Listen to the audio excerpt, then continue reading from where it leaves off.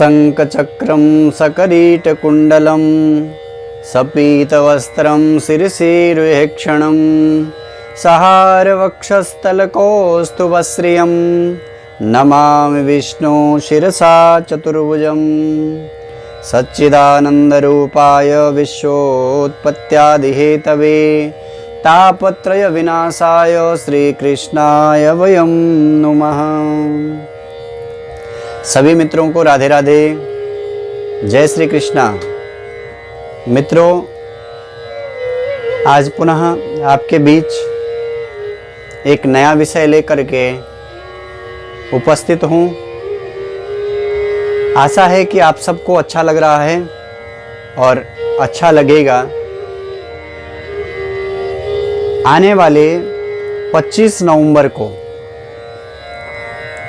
देवोत्थानी हरिप्रबोधिनी एकादशी आने वाली है और बंधुओं, आप सब जानते हैं, पीछे हमने वीडियो भी बनाया था देवशयनी पे।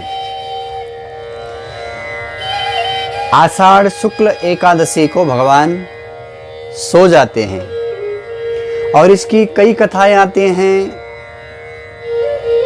शंकासुर का उद्धार करके भगवान थक गए, ऐसा भी वर्णन आता है, और भगवान शयन करने लगे, सो गए। आषाढ़ शुक्ल एकादशी को भगवान सो जाते हैं और कार्तिक शुक्ल एकादशी जो 25 तारीख को आने वाली है, उस दिन भगवान जग जाते हैं। हरि प्रबोधनी, उस दिन भगवान जग जाते हैं।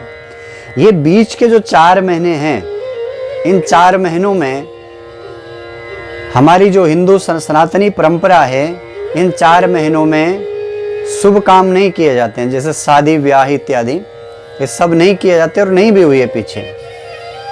इस वर्ष तो बंधुओं, ये 2020 पूरे विश्व का संकटमय साल रहा। वैसे भी शुभ काम तो लगभग इसमें बंद ही रहे, हो नहीं पाए। ये 4 महीने भगवान शयन करते हैं, देवशयनी से लेकर के देवोत्थानी तक।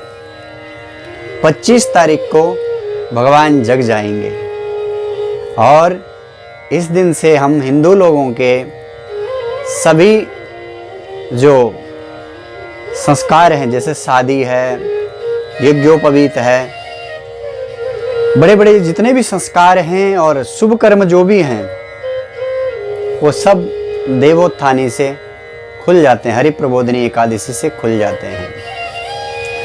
और इसी दिन तुलसी विवाह भी महाराष्ट्र में तो खूब प्रचलन में है, यहाँ तुलसी विवाह करते हैं, पर वैसे भी तुलसी विवाह उस दिन किया जाता है, हरिप्रबोधिनी एकादशी के दिन। और उस दिन से फिर विवाह के कार्यक्रम भी शुरू हो जाते हैं। तुलसी विवाह की कथा आप सब वैसे जानते हैं। जलंधर नाम का एक राक्षस हुआ, शिव पुराण में भी इसकी कथा आती है जलंधर की, और श्रीमद् भागवत के अंदर भी ये कथा आती है। जलंधर जो है, इसने तप किया और वरदान प्राप्त कर लिया। दूसरे इसके पास इसको कोई भेद नहीं सकता था। सबसे बड़ी ताकत इसकी जो पत्नी है वृंदा, उसके सतीत्व के कारण कोई जलंधर को मार नहीं पाता। जलंधर ने सभी देवताओं को बहुत कष्ट दिया, सारे देवता दुखी हो गए। भगवान विष्णु की शरण में गए और कहा, प्रभु आप ही इसका उद्धार कर सकते हैं, सब देव कष्ट में हैं। तब इसका उद्धार भगवान शंकर ने किया। भगवान विष्णु ने इसकी पत्नी जो वृंदा है, उसके सतीत्व को भंग किया, उसके सील का भंग भगवान विष्णु ने किया, और तब जाकर के इस जालंधर नाम के राक्षस का उद्धार हुआ। तब वृंदा ने भगवान विष्णु को शाप दे दिया कि तुमने छल के द्वारा मेरे पति को मारो, पाषाण जैसे, पत्थर जैसे खड़े हो, इसलिए शाप देती हूं कि तुम पत्थर बन जाओ। वृंदा का वो शाप था, भगवान पाषाण बन गए। भगवान जगत के कल्याण के लिए शालिग्राम के रूप में प्रकट हुए और वृंदा ने वो शरीर छोड़ा तो वृंदा तुलसी के रूप में प्रकट हुई है। और शिव पुराण में भी और श्रीमद् भागवत के अंदर वर्णन आता है कि तुलसी और शालिग्राम का जो सहयोग करेगा, जो भगवान शालिग्राम को, भगवान विष्णु को तुलसी चढ़ाएगा, उसके हर मनोकामना पूर्ण होगी। लौकिक सुख उसको प्राप्त होंगे इस पृथ्वी में, उसको हर तरह का सुख प्राप्त होगा और अंत में उसको भगवान का वैकुंठ लोक मिलेगा। अद्भुत महिमा है तुलसी और भगवान विष्णु की। तुलसी भगवान विष्णु प्रिया है, भगवान विष्णु की प्रिया है तुलसी।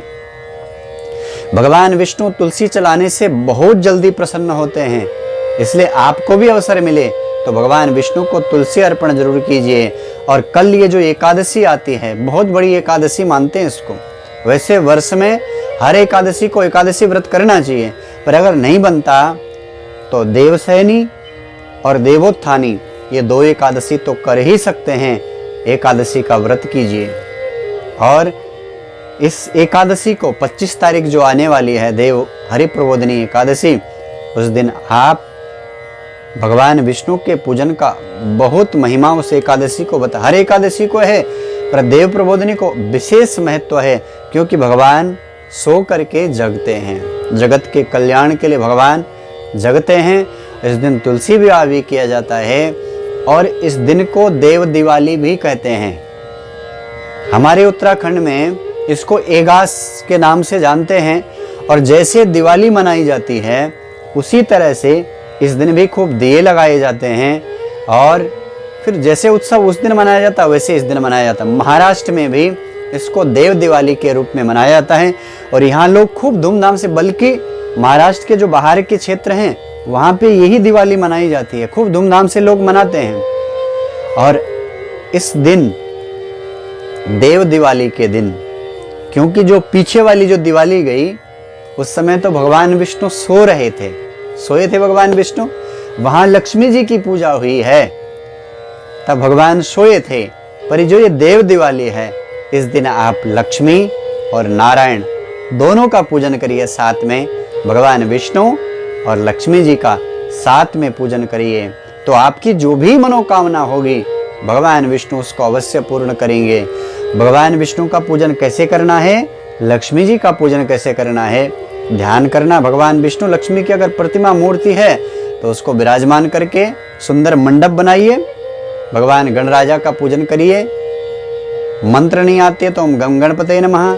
सामर्थ्य और शक्ति आपके पास है तो ब्राह्मण के द्वारा, नहीं तो भाव और श्रद्धा के साथ स्वयं बैठ करके, अपने परिवार के साथ बैठ करके लक्ष्मी नारायण का पूजन, गणेश जी का पूजन, कलश बनाइए, कलश का पूजन करिए, दीपक जलाइए, सबका पूजन करिए। फिर भगवान विष्णु का और लक्ष्मी का ध्यान करिए, भगवान विष्णु का सुंदर अभिषेक कीजिए मंत्रों से। और मंत्र नहीं आते तो ओम नमो भगवते वासुदेवाय या विष्णवे नमः इनको बोलते हुए और भगवान का दूध से, दही से, घी से अभिषेक कीजिए। और उसके बाद सुंदर जल से नला करके सुंदर श्रृंगार करिए भगवान लक्ष्मी नारायण का। और उसके बाद भगवान को पुष्पमाला, धूप, दीप और तुलसी ओम नमो भगवते वासुदेवाय बोल के भगवान को 108, 1008 तुलसी से भगवान विष्णु का अर्चन कीजिए। और जिस भी कामना से आप करेंगे भगवान आपकी उस मनोकामना को अवश्य है कि पूर्ण करेंगे। और विष्णु सहस्त्रनाम आपको आता है तो बैठ करके विष्णु सहस्त्रनाम का पाठ कीजिए। अगर पाठ नहीं आता तो भगवान विष्णु के 1000 जो नाम है सहस्त्रनामावली, उनको भी आप जरूर कीजिए, तो आपकी मनोकामना पूर्ण होगी। ये देव प्रबोधिनी एकादशी की आप सभी मेरे भाई बहनों को खूब सारी शुभकामनाएं। भगवान विष्णु आपके हर मनोकामना को पूर्ण करे। आप परिवार के साथ बैठ करके देव प्रबोधिनी एकादशी को मनाइए, भगवान विष्णु का पूजन करिए। लक्ष्मी के साथ भगवान विष्णु का पूजन, यानी हर कोई चाहता है कि लक्ष्मी हमारे घर में रहे, पर हम केवल लक्ष्मी जी का पूजन करते हैं, भगवान विष्णु का नहीं करते हैं। अब जरा विचार करिए, लक्ष्मी जी कौन है? लक्ष्मी जी भगवान विष्णु की धर्म पत्नी है लक्ष्मी जी भगवान विष्णु की।